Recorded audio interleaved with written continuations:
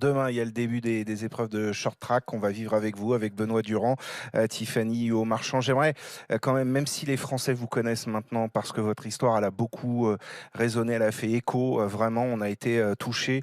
On rappelle que vous avez été 5e mondial en 2019 sur le 1500 mètres, 2 participations aux Jeux de Pyeongchang et de Pékin. Et puis malheureusement, en octobre 2022, aux Pays-Bas, un très grave accident, une lésion à la colonne. C'était la 5e vertèbre, je Là, c'est crois. 5 avec une lésion au niveau de la moelle épinière, exact. Voilà, et derrière un combat tous les jours, les médecins disaient que plus jamais vous ne remarcheriez, et vous êtes là avec nous. Vous avez même maintenant repris une autre carrière sur un vélo, mais vous êtes un modèle de résilience, et vous êtes passé par bien des épreuves, et j'imagine que aujourd'hui de revenir comme ça ici à Milan, consultante pour France Télévisions, c'est pas anodin.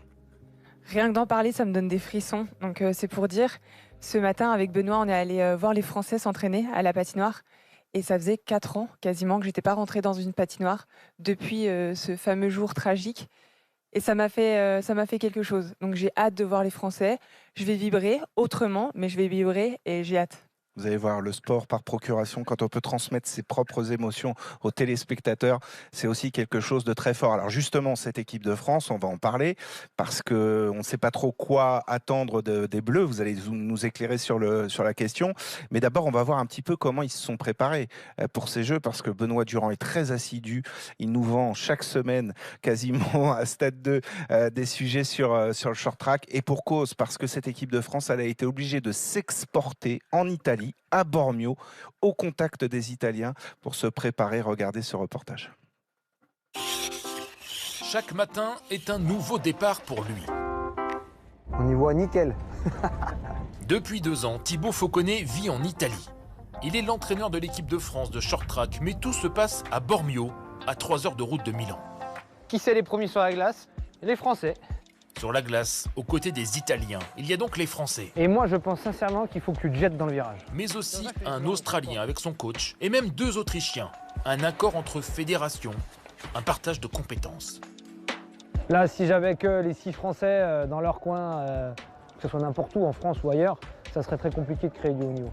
Alors que là, l'émulation fait que ça progresse. Vous prêchez un peu l'absurde, mais même si l'entraînement a été catastrophique, juste le fait qu'ils soient tous ensemble sur la glace, ils progressent. Ce jour-là, c'est relais mixte.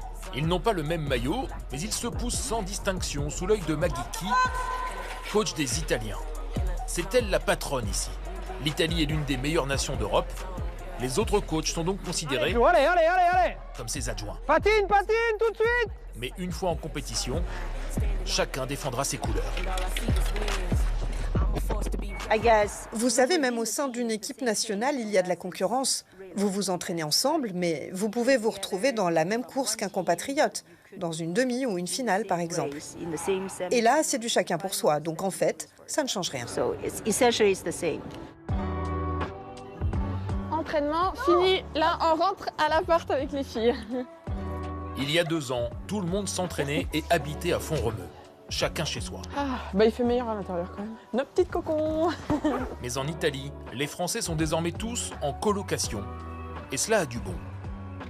Eva, Chloé ou même Bérénice, c'est un peu comme mes petites sœurs, donc j'essaie de les chouchouter, d'être là pour elles. Quand on était tous à Font-Romeu, on se voyait pas autant que ce qu'on fait là. Là, il y a un café en face de la patinoire. Là, probablement qu'après la muscu, on va tous se retrouver là-bas.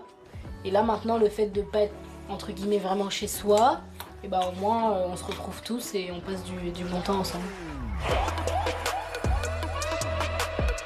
Pas sûr que la musculation fasse partie du bon temps. Elle se passe d'ailleurs uniquement entre Français. Et à la fin, comme prévu, ils se sont retrouvés au café. Autour de la table, voici les Français qualifiés pour les Jeux. 4 filles et 2 garçons. Toi, t'as mis les lames de Tilburg. Étienne fêtera ses 22 ans pendant les JO. Pas bien avec celle de Tilburg. En attendant, il révise. Et t'avais retiré du grip à Tilburg, c'est ça? Ah ouais, j'en ai retiré. Et il peut compter sur les conseils de son coloc, Quentin. 26 ans, le doyen de l'équipe. Le seul qui a déjà fait les Jeux. J'aime beaucoup regarder les vidéos plutôt directement sur la glace pour avoir des retours immédiats après. Et après, quand je rentre, je suis plutôt posé et essayer de me sortir tout l'univers sportif de la tête. Enfin, pas sportif parce que je joue à des jeux de sport, mais Mais l'univers patin, tout ça, je le mets un peu plus de côté pour relâcher un peu tout ça. De Bormio à Milan, la pression remontera crescendo. Et les Français auront un peu le sentiment de faire les Jeux à domicile, en Italie. Et oui, c'est tout le paradoxe de cette situation, Tiffany. Alors c'est pas mal quand même, parce que c'est un vrai partage d'expérience avec une équipe italienne qui est forte. Oui, c'est vrai que l'équipe italienne est vraiment très forte. Puis pour avoir échangé avec les athlètes français, ils sont tous d'accord pour dire qu'ils forment une seule et même équipe avec les Italiens. Ils s'entendent très bien avec eux. Et puis comme Benoît le soulignait à la fin du reportage, c'est un peu comme s'ils faisaient les Jeux à la maison finalement. Ouais. Ouais, ils sont un peu à domicile. Je vous ai vu très attentive, Laure, pendant ce reportage. Ça vous a rappelé des choses? Vous aussi, vous êtes passé par Font-Romeu, c'est ça? Ouais, moi je suis passée par Font-Romeu, ouais. J'ai été à l'internat à partir de la 4e, donc j'étais assez jeune, ouais. J'ai fêté mes 13 ans à l'internat à Font-Romeu, j'ai passé 4 ans là-bas et j'ai passé 4 super belles années, ouais. J'ai Et adoré. quand vous voyez ça toutes les deux, vous qui avez dû aussi vous exporter à l'étranger, on le disait, vous qui êtes en fac américaine, ça ressemble un peu à vos parcours de vie, à vos projets de vie. C'est pas toujours évident pour un sportif de haut niveau finalement de s'accomplir totalement, pleinement en France, Manon. Non, c'est sûr que voir d'autres personnes partir à l'étranger comme nous, on ressent les mêmes choses, les mêmes émotions, puis on voit qu'est-ce que les autres peuvent Vous apportez en fait dans apporter avec votre pratique. l'expérience et tout ça, oui. Ouais, c'est ça qui est bien dans cette expérience, même si on va le redire, ce serait peut-être bien qu'il y ait des infrastructures dédiées. En France, on le dit tous les soirs, Oui, jusqu'à tous ce les que le soirs. message passe Tous les soirs, vraiment. mais en attendant qu'on les ait, justement, ces expériences internationales, vous sentez qu'elles vous enrichissent, qu'elles amènent des petites différences dans votre préparation? C'est sûr. Bah déjà quelque chose qu'on n'a pas dit, c'est voilà, je veux dire aujourd'hui Manon elle joue dans un des meilleurs championnats au monde. Le championnat NCA, c'est C'est la voilà, référence. Ouais. ce niveau de jeu, être dans ce niveau de jeu là, ça te fait progresser tous les jours. Ça, en termes de hockey, ça t'apporte, mais de vivre à l'étranger, j'ai vécu dans différents pays. Humainement, c'est extraordinaire. Des différentes cultures, différentes approches. Et ça, je pense que c'est pas juste ce que ça nous apporte en tant que joueuse de hockey, mais en tant que personne. Et alors en short track demain, qu'est-ce qu'on peut attendre de nos Français? Il y a le relais mixte. Exactement, mais ça va d'abord commencer à 10h30 avec les filles sur le 500 mètres. Donc on pourra retrouver Bérénice Combi qui est toute jeune, elle a 19 ans, et Aurélie Lévesque. Ensuite, on va enchaîner avec les séries du 1000 mètres avec Quentin Fercoq et Étienne Bastier.